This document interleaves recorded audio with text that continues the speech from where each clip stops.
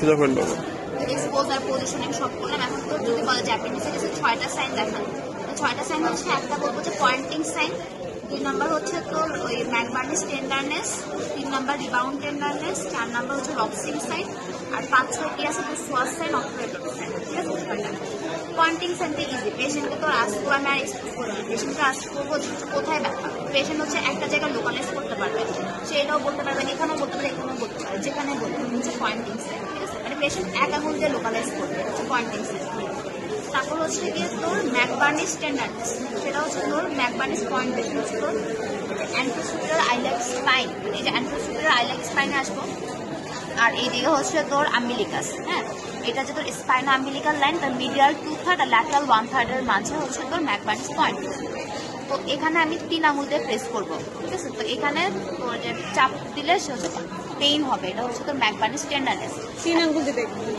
আর এই যে চাপ দেওয়া যখন হঠাৎ করে ছেড়ে দিব, তখন ও যদি পেইন পায় তখন হচ্ছে রিবাউন্ড টেন্ডারনেস। ঠিক আছে? তিনটা গেল সেম জায়গাতে।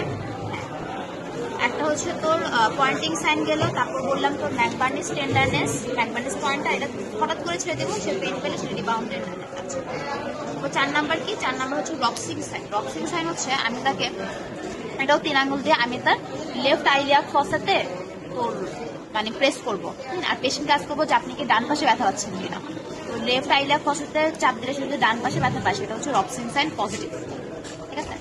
এখন এটা কেন? কারণ ওর তো অ্যাপেন্ডিসাইটিস আছে, ওর অ্যাপেন্ডিক্স তো হচ্ছে ইনফ্লেমড হয়ে আছে, তো এখন এখানে চাপ দিলে তো আলটিমেটলি চাপ লাগবে, লেগে ব্যথা পাবে, হচ্ছে রক্সিং সাইন। হ্যাঁ, অপারেটর সাইন পেলভিক অ্যাপেন্ডিসাইটিস বোঝার জন্য, মানে লোকেশন যে অ্যাপেন্ডিসাইটিসের মানে পেশেন্টের অ্যাপেন্ডিক্সে যদি পেলভিক রিজন থাকে, তখন অপারেটর সাইনে পজিটিভ হবে। সেটা কি? পেশেন্টের প্রথমে এই যে হিপ নি ফ্লেক্স করবো, করে আমার এই যে হাত এখানে থাকবে, এখানে থাকবো, করে এই যে ইন্টারনাল রোটেশন করবো।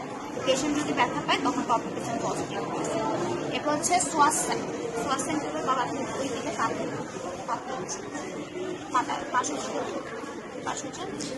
হাতের জন্য ভাঁজ না করে। হচ্ছে আমি এই যে হিপ জয়েন্ট একটা হাত রাখবো, নি জয়েন্ট একটা হাত রাখবো, বা পা ভাঁজ করে রাখলাম। এখন আমি এই যে ফ্লেক্স করবো, ফ্লেক্স করে হাইপার এক্সটেনশন করবো হিপ জয়েন্টের, হিপ জয়েন্ট নি জয়েন্টের এক্সটেনশন করবো, হিপের হাইপার এক্সটেনশন হবে, এইটার hyper extension of hip joint করবো। তো পেশেন্ট যদি ব্যথা পায়, তার মানে অ্যাপেন্ডিক্সটা হচ্ছে রেট্রোসিডাল পজিশনে আছে, আর সোয়াস সাইন পজিটিভ।